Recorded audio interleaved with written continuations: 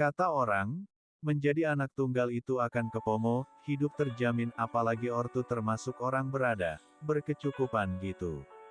Pastilah hidup bisa lebih bahagia. Itu kebanyakan persepsi orang. Tapi apakah emang begitu kenyataannya? Jawabnya, tidak juga. Pasalnya, sejak kecil aku sudah sering ditinggal kerja ortu, aku lebih sering bersama pembantu. Apalagi aku ditakdirkan menjadi anak yang pendiam dan cenderung pemalu. Tetapi dengan sifat yang kumiliki ini, justru menjadikan aku kadang-kadang melakukan hal-hal di luar kontrol ortu. Seperti yang terjadi pada diriku dengan pembantu, yang akhirnya menjalin hubungan gelap bahkan hampir tiap hari bergembira ria mengadu rasa, tanpa sepengetahuan siapapun. Nah, bagaimana kejadian dalam kesehariannya? Yuk ikuti cerita lengkapnya. Namaku Raffi, umurku 23 tahun. Cerita ini terjadi 5 tahun yang lalu. Kala aku masih duduk di bangku SMA kelas 3. Saat itu aku benar-benar masih jadi cowok yang lugu. Jangankan punya kekasih, dekat sama cewek saja sudah gemeteran. Aku akui, aku sosok orang yang gak pandai bergaul. Gak pedaan, cenderung pendiam. Tapi aku tetap sebagai cowok normal. Pengen seperti teman-teman yang lain. Punya gebetan, kencan, dan nonton berdua. Istilah gampangnya, aku tuh, orangnya lebih suka memendam atau menyimpan sesuatu sekalipun itu sangat membebani hati. Contoh, ketika aku jatuh cinta, bukannya gak berani menyatakan, tapi lebih takut sama jawabannya. Aku takut ditolak, kemudian nanggung malu tiada terkira. Kadang aku mikir sendiri, kenapa aku jadi orang pengecut ya? Oh ya, aku itu anak tunggal dari kedua orang tua yang tergolong mampu. Ayahku seorang ASN dan ibu seorang pengusaha. Keduanya sibuk. Ketemu kalau pas malam. Itu pun kalau aku tidurnya malam-malam. Di rumah ada Art, namanya Anti. Aku biasa panggil Big Anti, dan seorang sopir bernama Pak Harsono. Kedua Art itulah yang justru nemani aku di rumah. Tapi begitu, setiap di rumah, aku lebih suka berdiam diri di kamar. Main game, berselancar di dunia maya, atau menghanyutkan diri dalam lamunan. Sebenarnya Pak Harsono maupun Big Anti selalu kasih nasihat. Jangan keseringan sendiri, katanya. Bisa bikin suntuk dan bikin pikiran kemana-mana. Khawatirnya, sering sendiri bisa membentuk pribadi menjadi orang tertutup dan bisa melemahkan hati. Tapi aku gak gubris. Apa yang mereka lihat gak sesuai dengan keadaanku yang sebenarnya. Meski aku berdiam diri di kamar, tapi temanku di dunia maya banyak kok. Dan aku gak pernah lepas dari kegiatan berinteraksi dengan teman-teman sekolah, kendati via sosmed. Suatu sore, di rumah, sekitar jam 4, aku mendengar suara orang ngobrol. Yang bikin aku penasaran, suara itu berasal dari kamarnya Big Anti. Dan yang ngobrol adalah Pak Harsono dan Big Anti. Saat itu aku dari kamar mau ambil sesuatu di ruang tengah. Mulanya aku dongkol. Berani-beraninya kedua Art itu melanggar peraturan di rumah ini. Tapi secara mendadak pikiranku berubah. Langkah kaki lebar saat menuju kamar Big Anti seketika berhenti. Entah kenapa pikiran-pikiran aneh datang dan merubah niatku. Aku gak jadi menegur kedua Art itu. Aku malah penasaran dan ingin tahu apa yang mereka lakukan. Dengan langkah hati-hati, aku menghampiri kamar Big Anti. Dan mujurnya, keadaan pintu terbuka sedikit. Pasti keduanya ngira aku gak akan keluar kamar, karena biasanya juga begitu. Kalau sudah di kamar, betah berjam-jam. Big Anti juga sudah hafal jadwal makanku. Sekonyong-konyong aku kaget dan secepat kilat menutup mulut. Apa yang kusaksikan jauh dari perkiraan. Pak Harsono dan Big Anti selama ini sikapnya seperti orang yang baru kenal. Kalau berpapasan saling mengangguk hormat. Tapi ternyata, aku terus mengawasinya.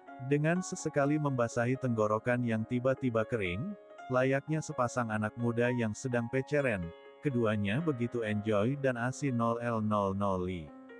Pintunya tutup dulu. Itu suara Big Anti, menyuruh Pak Harsono. Seketika aku menyingkir dari depan pintu dan ngumpet di balik lemari bifet. Setelah mendengar pintu ditutup dan terdengar juga suara kunci diputar, aku kembali lagi. Tapi sekarang gak bisa melihat ke dalam.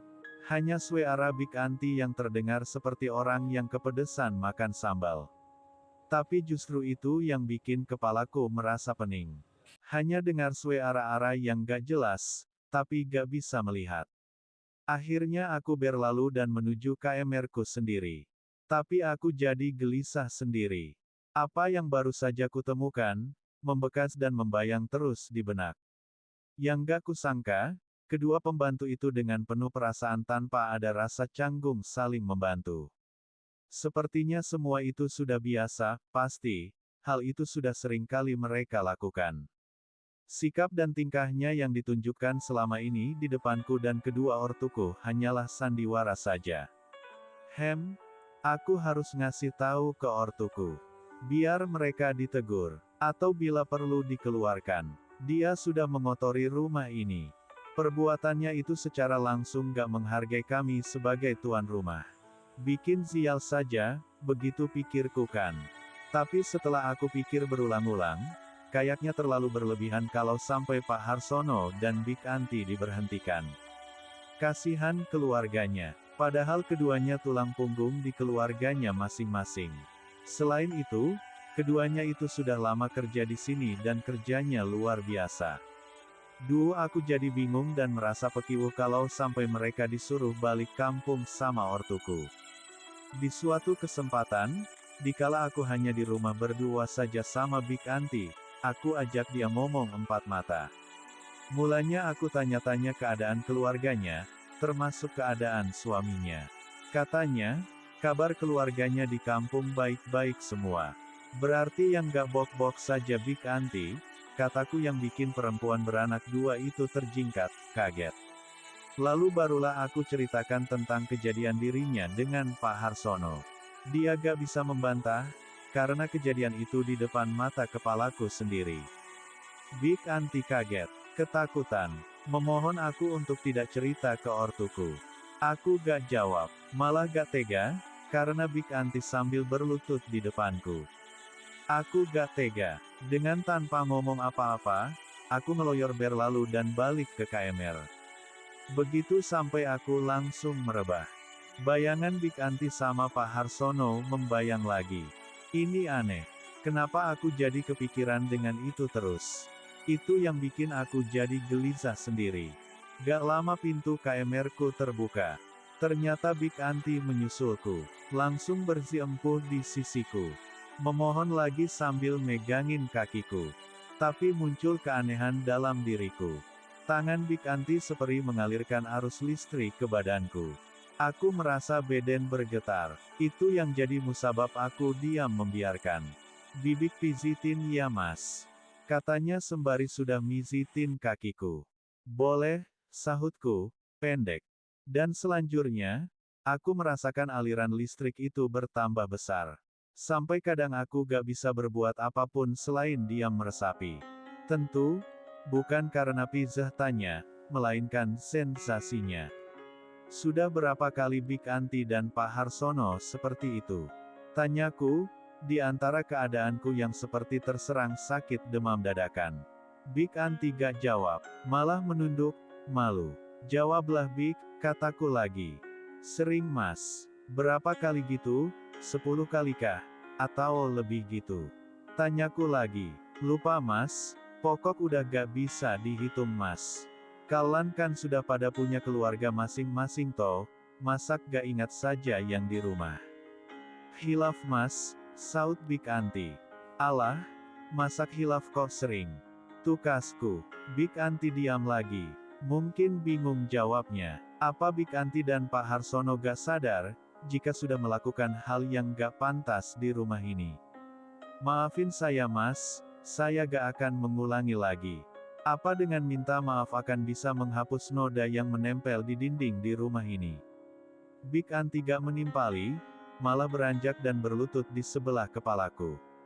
Aku akan memaafkan Bibik, tapi ada syaratnya, kataku setelah merubah posisi dudukku.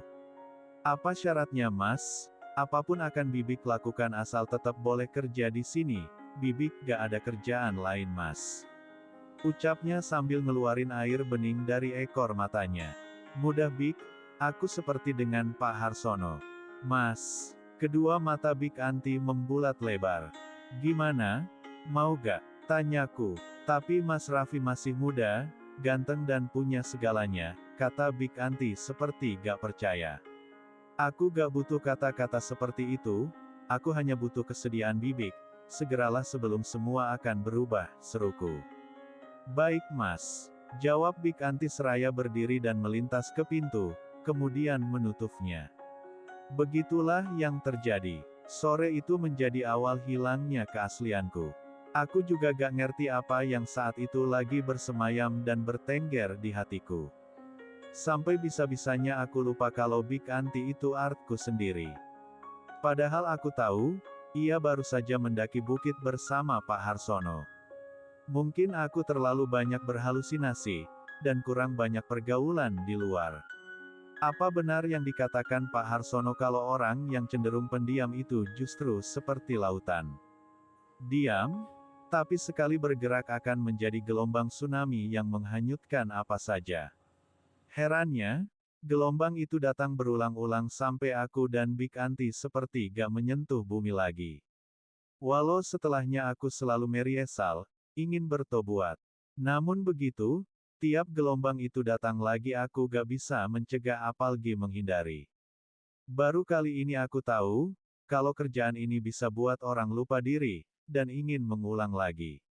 Aku juga baru paham, mengapa Pak Harsono juga tak bisa melupakan, lantaran Bik Anti emang pinter banget bikin hati orang menjadi senang. Bik, kok sekarang Pak Harsono jarang kelihatan, apa sudah bosan ya Bik? Tanyaku di suatu kesempatan. Bukan gitu Mas. Tapi sekarang kan sud ada Mas Raffi, jadi aku pilih yang masih muda, masih punya power dan vitalitas tinggi, yang benar-benar bisa membuat hatiku bahagia tiada batas. Jawabnya lugu dan jujur. Begitulah yang terjadi, terus-menerus sampai aku lulus kuliah dan aku melanjutkan kuliah S2 di luar negeri. Baru aku bisa benar-benar meninggalkan. Tapi aku yakin Bik Anti dan Pak Harsono akan kembali dan melanjutkan perjalanan panjang dan melelahkan lagi. Saat aku sesekali pulang, aku sempat berpesan pada Bik Anti agar tidak memanfaatkan kesempatan untuk tidak melakukan hal yang bisa mengganggu citra baik keluarga Pak Hadi Mulyo. Kalau toh masih ingin melanjutkan harus di luar rumah, dengan segala resikonya. Bik Anti, orang yang berjasa kepadaku, ikut merawat dan menjaga sejak aku SMP itu, telah mengajarkanku tentang segala hal, sampai pada masalah privasi yang tak semestinya dilakukan.